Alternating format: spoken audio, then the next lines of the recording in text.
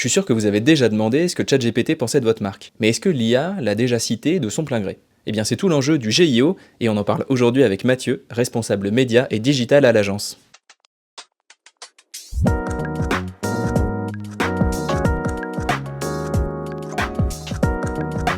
Salut Mathieu, Salut Thomas, tu vas bien? très bien et toi? Bah écoute, nickel. On va parler GO, GIO. Est-ce que tu veux me dire un petit peu donc ce que c'est ce nouvel acronyme? Alors c'est nous dans le digital on aime bien créer des acronymes. Là c'est un nouvel acronyme un peu barbare qui désigne la méthode pour optimiser un contenu pour qu'il soit cité ou repris dans les réponses générées par intelligence artificielle générative.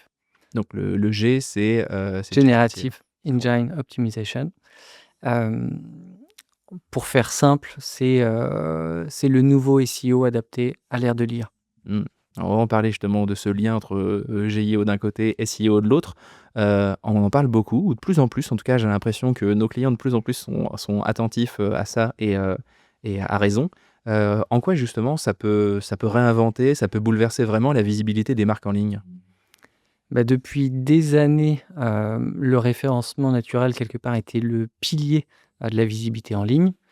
Pour, émerger, on travaillait son contenu, sa structure, sa popularité et toutes ces petites actions, ça permettait de ressortir dans les résultats de recherche. Ouais, sachant qu'il y avait un quasi-monopole de Google, en E plus, là-dessus.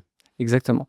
Là, avec ChatGPT, Perplexity, tout change. L'utilisateur, il n'est pas simplement à la recherche, de liens, il est à la recherche, il attend une réponse directe, contextualisée, et qui se base sur des sources fiables. Donc quelque part, la logique de performance, elle évolue. L'enjeu n'est plus forcément, d'être trouvé, mais d'être cité comme source de référence.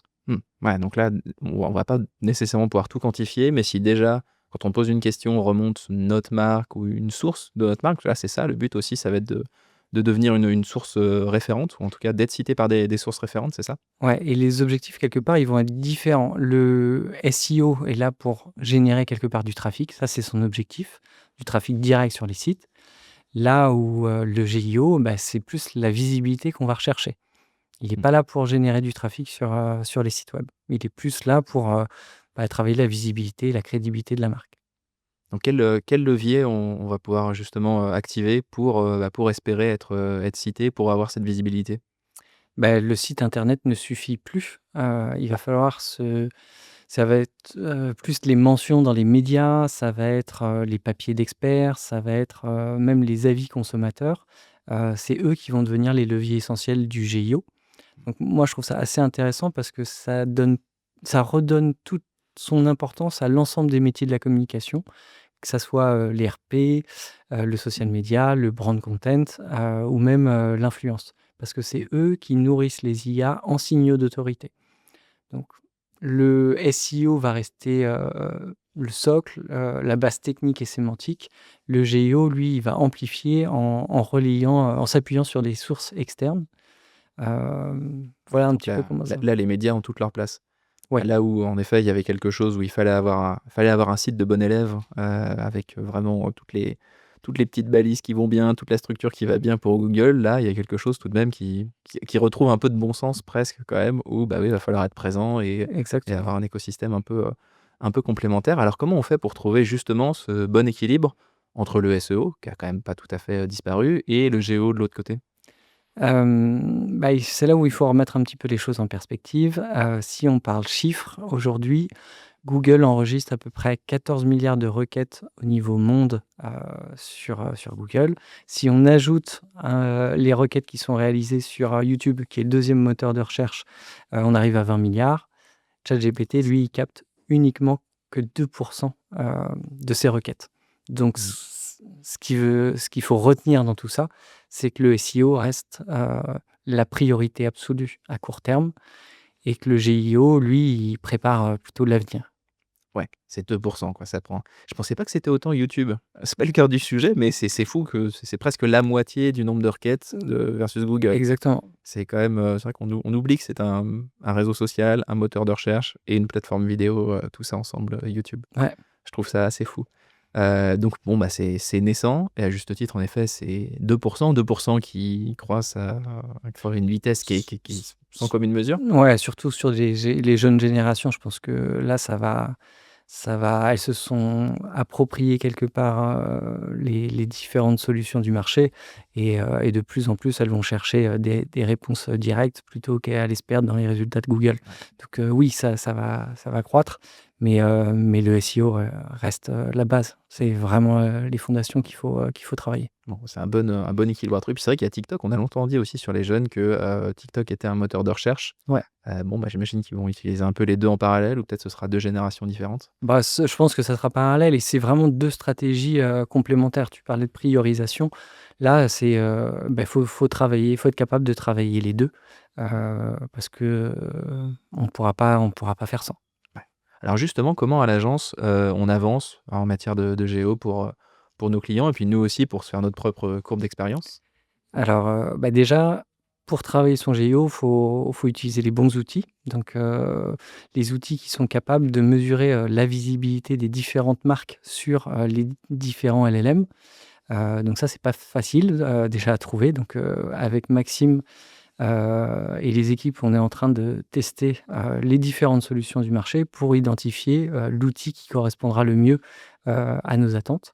Ouais, parce qu'il y a pas, il y a pas un ChatGPT ou Perplexity Analytics. Non. C'est pas directement ces moteurs de réponse qui vont nous donner le nombre de fois où la marque a été citée. Non, donc tu es obligé de trouver un outil qui va taper dans les différentes API, qui simule quelque part les questions et les prompts que peuvent, remplir les utilisateurs et en fonction de ça, ça va nous donner, des réponses et des potentiels et des recos sur lesquels on va pouvoir, venir se positionner. Ah oui, c'est ça, c'est on simule sur, tous les enfin, pas du coup, pas les mots-clés, les requêtes cette fois, sur Exactement, vraiment c'est les les prompts, ouais, les prompts. carrément, ouais. Ouais, c'est vraiment Ça part de requêtes et après tu vas avoir, ton prompt, c'est vraiment c'est vrai qu'il y a à la fois une logique qui est pas si éloignée du SEO et en même temps, on a l'impression qu'on change tous les indicateurs, tout le lexique, tout le prisme pour aborder le sujet.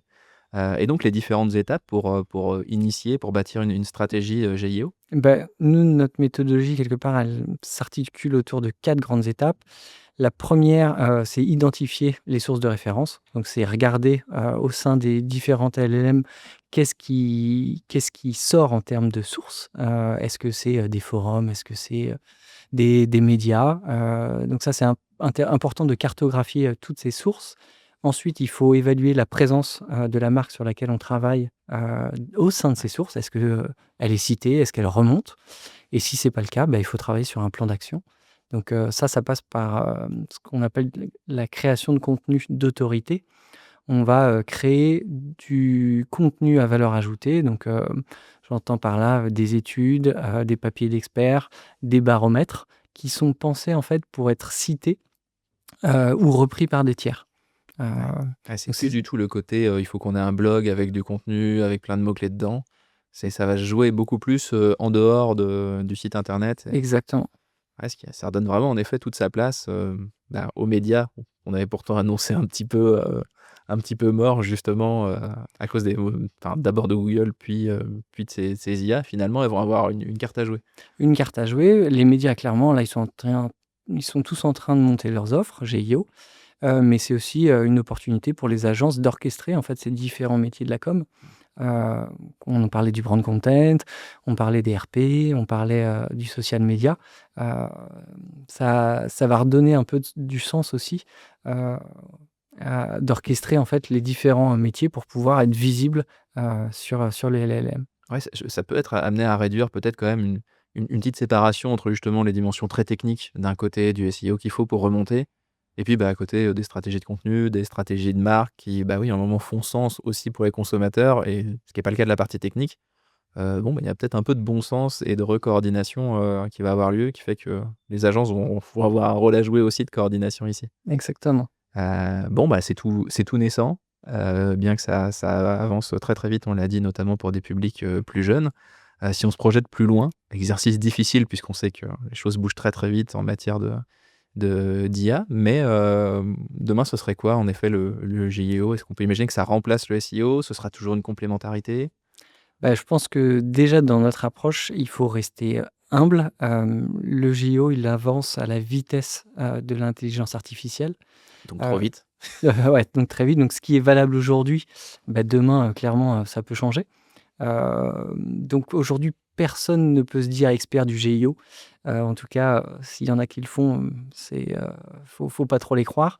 Là, le rôle d'une agence, c'est pas d'arriver avec, des certitudes sur ce type de sujet. Mmh. C'est plutôt d'essayer de comprendre, de tester, d'ajuster, en continu et c'est cette posture d'apprenant, qui va permettre en fait de créer des stratégies durables dans un environnement qui change, tous les jours, et donc ça c'est important et ce qu'il faut retenir dans tout ça, je pense, c'est que, le SEO reste, la priorité aujourd'hui absolue. C'est les fondations techniques, sémantiques qu'il faut travailler et que le GIO, lui, il va plus venir, comme un facteur, d'amplification et qui est là pour travailler plutôt la visibilité et la crédibilité, des marques. Bon, bah, tout reste à faire, tout un nouveau prisme, une nouvelle dimension finalement à travailler pour les marques, concernant leur visibilité. Bon, bah, je pense qu'on sera amené à s'en reparler d'ici quelques temps parce qu'en effet les choses bougent vite et puis, bah, je retiens et je pense que cette posture d'éternel apprenant est quelque chose, qui s'impose à nous en effet avec ces boîtes noires que sont ces IA, mais qui plus globalement en tant que communicant je trouve est une posture importante. Merci beaucoup Mathieu. Merci Thomas. Et merci à vous d'avoir suivi, ce podcast. On reparle GIO donc très bientôt dans UV et vous pouvez retrouver tous nos autres contenus sur notre site thelinks.fr. À bientôt.